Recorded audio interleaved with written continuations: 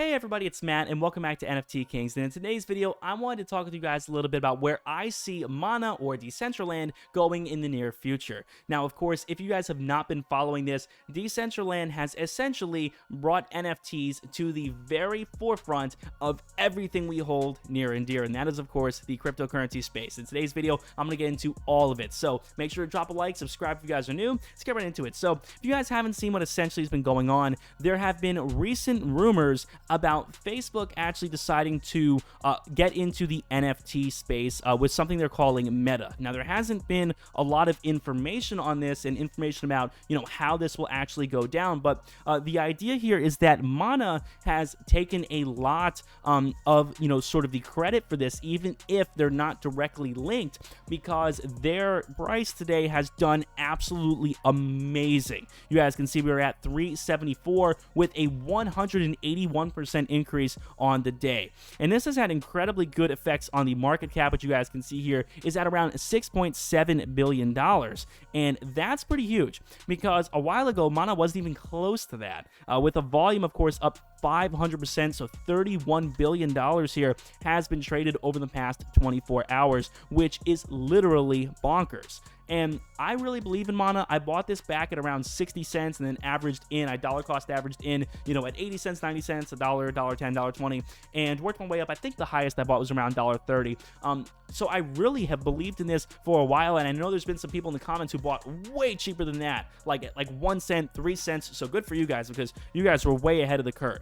But when it comes down to it, guys, I believe that in the NFT world, there is a lot of ways to go here. Again, you guys see there are a lot of events going on. It really is combining the NFT space and the video game space, which is just awesome. And of course, NFTs and video games do go together extremely well. So when it comes down to analyzing the price for Mana, what we have to take into account, of course, is the fact that today is extremely volatile. And this is more volatile than a lot of the major stocks or cryptos that are working their way up this chain. I mean, again, you guys can look at the top 30. There really isn't anything today that is behaving even remotely as volatilely, if that's a word, as Mana is. Theta here is having a good run. It looks as if a couple other ones. I know ENJ is having a good run as well today, which is somewhere on here. ENJ is having a good run as well. But Mana, I mean, man, this is just carrying the crypto market by a long shot. So how do we predict what's going to happen here? Well, there are a few factors I like to look for and a few technical indicators that, of course, work. Now, obviously, when you have a stock that is fueled by like social media and hype, these indicators become a little bit less effective, but regardless, I definitely do think they are worth looking into. Speaking of things worth looking into, if you guys want to check out Webull, guys, top of the link down below in the description. It is so easy to do. You guys can get started over there trading stocks and crypto. It is an awesome place. It is really good to get started with your investing journey. You guys get 2 free stocks valued up to $2,300, and of course, I get a couple free stocks as well. So if you guys want to support me, I always do appreciate that. Top of the link down below in the description. When it comes down to it, guys, there are a few things I like to look at. The first one being the relative strength index. And essentially, what this is going to do is it is going to take a look at the actual buy volume and sell volume and give an idea of whether or not it seems to be accurate in a sense that it feels like it fits with current market conditions. So anything between 30 and 70 here is considered appropriate for the day based on the amount of buy and sell volume. So what we can notice here about Mana is the fact that it is way off the charts. And even when, Mana was sitting here at what are we at? Like $1, like $1.30, even here, it felt a little bit overextended with the relative strength index, you guys can see, but it doesn't experience any predictable pullback. It really does have a pretty straight run. Again, it'll go down maybe like, 10 cents, but, it doesn't have any major correction on its way up. There is none of that. So really from the yesterday up until now, it was pretty much just a straight rise with a slight period of consolidation here at around 250. I think that was probably where a lot of people had their limit buys and their limit sells at around 250. But then once it won that, 250 fight, it just decided to surge all the way up to where it is now, which is around around 378. So again, it looks as if it is being a little bit overextended, which is why, in my personal opinion, not financial advice, my personal opinion, this will within the next week be a little bit cheaper than it is now. Is it headed back to $1? I don't think so. In fact, I don't think it will ever be $1 again. That's my personal prediction. But can I tell you verifiably that right now, this minute, it is the time to enter? Well, no. First off, because I'm not a financial advisor, only my personal opinion. But, if I was looking to enter a crypto right now, the issue is that, again, it already saw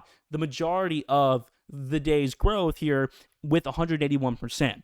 I don't see this percent rising that much more in the next few hours. What I do see perhaps happening is if it is able to maintain this momentum in a week from now or 2 weeks from now, it might consolidate around $5. That is possible with some volatile, consistent growth getting up to like a $5 mark, but that period of consolidation is going to happen. So even if by next weekend, it shoots all the way up to $7 or $8 or something crazy like that, which I don't think would happen, but even if it goes, something parabolic like that, that amount of pullback is definitely going to happen sometimes, because in the end, the meta thing that Facebook is doing doesn't actually exist yet.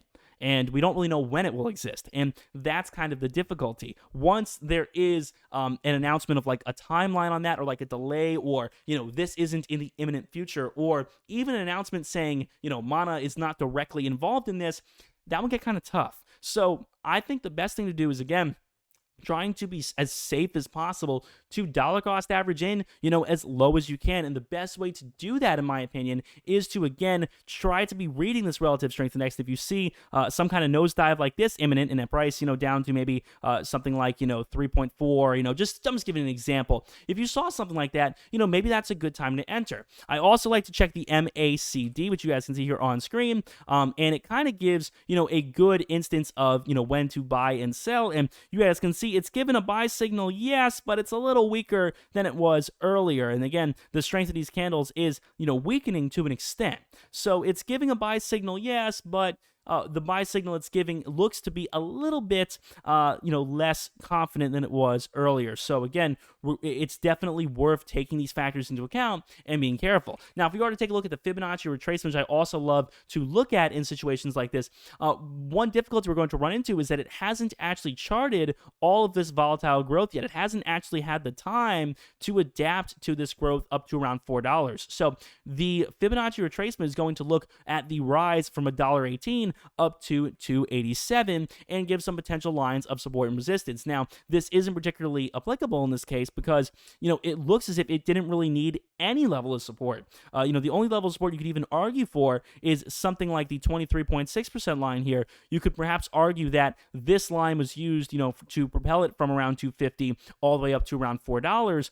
But right now, we're basically in uncharted territory. So what you could look for is, let's say it doesn't continue to skyrocket like this. Let's say there is a red day tomorrow, or a, less than, stellar day tomorrow. You could look at this and look at these levels and try to figure out, is it going to consolidate, above the 38.2% line and then, have a rocket? Is it going to consolidate above the 61.8% line? You can pick any of these, and they have historically been actually pretty accurate with looking at things like this. They have been accurate with, detecting whether or not something like Shiba Inu is going to perform well. I've used the Fibonacci retracement with that and had, a relatively good amount of luck. So when it comes down to it, yes, we are only guessing, but there are a few indicators that you could use to look for. So with that being said, guys, hope you all have enjoyed. If you wanted like a direct price target, I think in 6 months from now, to a year, between 6 months to a year, Mana will be at around $5. I think that's a very safe, very confident guess. In regards to what it'll be tomorrow, again, I just don't know. I do think, however, it is a little late to enter right this minute,